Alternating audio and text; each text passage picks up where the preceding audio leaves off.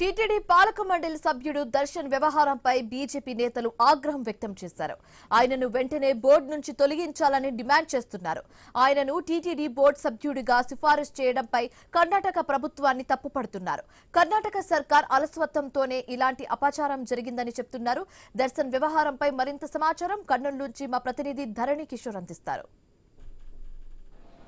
TTD సభ్యుడు దర్శన్ వ్యవహారంలో సంచలనంగా మారుతున్న నేపథ్యంలో అన్యమత ప్రార్థనలు చేస్తున్నటువంటి కుటుంబ సభ్యులు ఉన్న నేపథ్యంలో ఈ యొక్క అంశం మీద పూర్తి స్థాయిలో కూడా రాష్ట్ర వ్యాప్తంగా చర్చ జరుగుతున్న పరిస్థితి. ఐ న్యూస్ ప్రత్యేకంగా ఈ అంశాన్ని లేవనెత్తుతూ ప్రతి ఒక్కరి అభిప్రాయాలను సేకరిస్తున్న పరిస్థితి కనపడుతుంది. మనతో బీజేపీ నాయకులు అలాగే వాల్మీకి కార్పొరేషన్ స్టేట్ నాయకులు ఉన్నారు. సార్ చెప్పండి, అసలు ఈ యొక్క టీటీడీలో జరుగుతున్న పరిణామాలను ఏ విధంగా చూస్తున్నారు? కర్ణాటకకు చెందిన దర్శన్ ఎవరైతే టీటీడీ సభ్యుడు ఉన్నాడో, పాలక మండలి సభ్యుడు ఉన్నాడో, ఆయన కుటుంబ సభ్యులు చర్చిలో ప్రార్థనలు చేయడానికి మీరు ఏ విధంగా చూస్తారు? మొత్తం వ్యవహారాన్ని మీరు ఏ విధంగా చూసే పరిస్థితి? ఈ పోకడ గత కొన్ని సంవత్సరాల నుంచి ఈ టీటీడీలో అనేక సందర్భాల్లో పత్రికా ముఖ్యంగా మీడియాలో చర్చనీయాంశం ఇది. ఆ వైకుంఠ ఆరాధకుడు శ్రీ గోవిందరాజులు వెంకటేశ్వర స్వామి గారి ఈ యొక్క సన్నిధిలో ఇటువంటి జరగడం అనేది చాలా దురదృష్టకరం. మొదటగా నేను చెప్పగలిగేది. అయితే అనేక సందర్భాల్లో ఈ సమస్యలు ముందుకు వస్తున్నప్పటికి కూడా ఇప్పటికీ కూడా ఈవెన్ ఒక పాలక మండలిలో నియామకమైనటువంటి వ్యక్తి అలాంటి వాళ్ళ కుటుంబము ఈ విధంగా చర్చికి వెళ్తూ పోతున్నారంటే అది చాలా దురదృష్టకరము. ప్రధానంగా ఆ పాలక మండలిలో వివిధ రాష్ట్రాల నుంచి కూడా సభ్యుల నియామకం జరుగుతుంది. అందులో భాగంగా కర్ణాటక రాష్ట్రం నుంచి కూడా ఒక సభ్యుడి నియామకం జరిగింది. అక్కడ రాష్ట్ర ప్రభుత్వం అలాంటి పేరును సూచించేటప్పుడు కర్ణాటక రాష్ట్ర ప్రభుత్వం వచ్చేసి చాలా తగు జాగ్రత్త తీసుకొని అలాంటి వ్యక్తిని, అంటే హిందూ ధార్మిక సంస్థలో విశ్వాసం ఉన్న వ్యక్తిని మాత్రమే, ఆ కుటుంబాన్ని మాత్రమే ఆ పేరు పంపించాల్సిన బాధ్యత వాళ్ళకు ఉంటుంది, ఆ ప్రభుత్వానికి. ఒకవేళ ఇది గుర్తించిన తర్వాత వాళ్ళని తొలగించేటువంటి బాధ్యత కూడా కర్ణాటక ప్రభుత్వం అనుకుంటుంది. వాళ్ళు ఇచ్చిన పేరు మేము నియమించేటువంటి బాధ్యత కుటుంబ ప్రభుత్వం ఉంటుంది. కనుక ఇది ఆ యొక్క దాన్ని మేము వేస్తున్నాము. ఒక హిందూ మతవాదిగా కూడా నేను హిందువుగా నేను చెప్పగలిగేది ఏంటంటే, హిందూ ధార్మిక సంస్థల్లో క్రిస్టియన్ మతాన్ని అనుసరించిన వాళ్ళకి ఏం పని ఉంటుంది? వాళ్ళ పరిస్థితి ఏంది? ఇంతకు ఆ స్వతహాగా వాళ్ళు బయటికి వెళ్ళిపోవాలి వాళ్ళు. కానీ అది చాలా దురదృష్టకరం.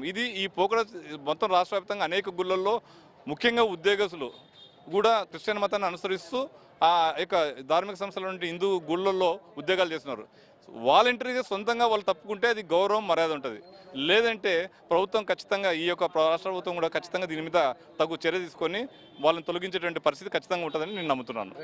అయితే మీరు చెప్పండి, గతంలో అనేక సవాళ్ళు వచ్చాయి. ఈ నేపథ్యంలో పూర్తిగా కూడా ఈ దర్శన్ యొక్క వ్యవహారం ఇప్పుడు తెర మీదకి వచ్చిన నేపథ్యం ఎలా చూస్తారు? చాలా దురదృష్టకరమైనటువంటి విషయం సార్. దేవదేవుడు అయినటువంటి శ్రీ వెంకటేశ్వర స్వామి యొక్క ఆరాధ్యుడు అయినటువంటి వెంకటేశ్వర స్వామి సన్నిధిలో ట్రస్ట్ మెంబర్గా ఉన్నటువంటి శ్రీ దర్శన్ గారు కర్ణాటక నుంచి నియమింపబడి ఈరోజు వాళ్ళ భార్య పిల్లలు ఈ విధంగా అన్నమత ప్రార్థనలో పాల్గొనడం వంటి దాన్ని తీవ్రంగా భారతీయ జనతా పార్టీ ఖండిస్తూ ఉంది. కూటమి ప్రభుత్వం వచ్చిన తర్వాత రాష్ట్రంలో అన్యమతస్తులను శ్రీ వెంకటేశ్వర స్వామి సన్నిధిలో ఉండకూడదనేటువంటి కీలక నిర్ణయం జరిగినటువంటి విషయం కూడా ఈ సందర్భంగా గుర్తు చేస్తూ ఉన్నా. గతంలో ఇలాంటి పొరపాట్లు జరగకుండా ముఖ్యంగా కర్ణాటక ప్రభుత్వం కూడా ఈ దర్శన్ వ్యవహారాన్ని సీరియస్గా తీసుకొని ఇలాంటి అన్నమతస్తులను తొలగించి కరెక్టుగా దేవుని పైన నమ్మకము, విశ్వాసం ఉన్నటువంటి వ్యక్తులను నియమించాలని చెప్పి బీజేపీ పార్టీ తరఫున కూటమి ప్రభుత్వం తరఫున విన్నవించుకుంటున్నాం. రైట్. అయితే అమ్మ, మీరు చెప్పండి, ఒక హిందూ మహిళగా మీరు ఏం మాట్లాడతారు? ఒక అత్యంత పవిత్రంగా చూసే వెంకటేశ్వర స్వామి దేవాలయంలో అన్యమతస్తులు మెంబర్స్గా ఉండడం అనేది మీరు ఏ విధంగా చూస్తారు? ప్రభుత్వాన్ని ఏం డిమాండ్ చేస్తారు?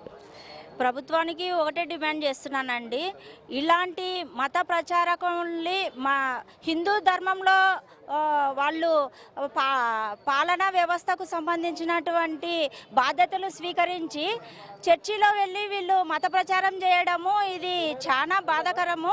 దీన్ని మేము భారతీయ జనతా పార్టీ తరఫున వ్యతిరేకిస్తున్నాము.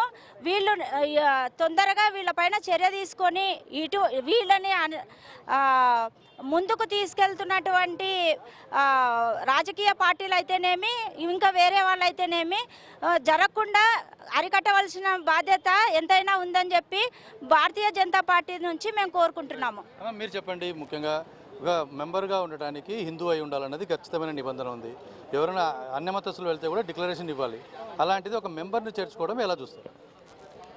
అందరికీ నమస్కారం అండి. ఈ టీటీడీ అంటేనే ఆయన ఏడుకొండల స్వామి ఎంత పవిత్రంగా కొలిసే హిందూ ధర్మం కోసం టీటీడీ ధర్మకర్తగా దర్శన్ గారిని నియమించారు, పాలక మండలి నియమించారు కర్ణాటక ప్రభుత్వం వాళ్ళు ఏం చూసి నిర్ణయించారో తెలియదు. ఎందుకంటే అన్య మతస్థులు ఆయన ఒకటి దేవుని మొక్కితే చాలు కాదు, వాళ్ళ ఇంట్లో వాళ్ళందరూ మొక్కాలి. వాళ్ళు పక్కన పోయి ప్రేయర్లు చేసేదానికి వాళ్ళు చూడకుండా ఇచ్చారా అనే విషయం అర్థం కాకుండా ఇచ్చారు. లేదా రాజకీయాల ప్రోద్బలంతో ఏమన్నా ఆయన టీటీడీ మెంబర్గా తీసుకున్నారేమో. కర్ణాటక ప్రభుత్వానికి ఒకటే మేము చెప్తున్నది, హిందూ ధర్మాన్ని కాపాడే వాళ్ళకే ఖచ్చితంగా టీటీడీ బోర్డు మెంబర్ కానీ ఏదైనా సరే హిందూ ధర్మం ఉండేదానికి ఖచ్చితంగా హిందువులయ్యే ఉండాలి, అన్య మతస్థులు ఉండకూడదు. మేము గట్టిగా చెప్తున్నది, ఇంకొకసారి ఇదే పొరపాటుగా చేసేగిన మేము ఖచ్చితంగా ఈ కర్ణాటక ఏపీ కాదు కర్ణాటక కాదు ఎక్కడున్న హిందూ బంధువులందరం కలిసి ఏకమయ్యి అన్య మతస్థులని దూరం పెడతాం. ఈ విషయానికి మేము ఈరోజు దర్శన్ గారి మీద ఖచ్చితంగా కర్ణాటక ప్రభుత్వం చర్యలు తీసుకొని ఆయన పాలక మండలి నుంచి తొలగించాలి. ఆ ప్లేస్లో హిందూ బంధువులు ఉండి వాళ్ళని ఇవ్వాలనేసి మనస్ఫూర్తిగా కోరుకుంటున్నామని. ఇది మొత్తంగా కూడా హిందూవాదులందరూ చెప్తున్నది. ఏదైతే అత్యంత పవిత్రంగా భావించే తిరుమల క్షేత్రంలో ఇలాంటి అన్యమతస్థులను చేర్చడం అన్నది పూర్తిగా కూడా ఖండిస్తున్న పరిస్థితి. ఇలాగే ప్రభుత్వాలు అలసత్వం వహిస్తే మాత్రం హిందూవాదులుగా ప్రతి ఒక్కరం కూడా వారి మీద దాడి చేసే పరిస్థితి ఉంటుంది. ఖచ్చితంగా కూడా తిరుమలలో ఇలాంటి పోకడలను అరికట్టాలి. ప్రభుత్వాలు, పాలకులు, అలాగే పాలక మండలి మొత్తం కూడా ఈ వ్యవహారం మీద ఒక సరైన నిర్ణయం తీసుకొని హిందూ ధర్మాన్ని కాపాడాలని చెప్పి వారు కోరుతున్న పరిస్థితి ఉంది. వీడియో జర్నలిస్ట్ బాబుతో కలిసి ధరణి కిషోర్, ఐ న్యూస్, కర్నూలు నుంచి.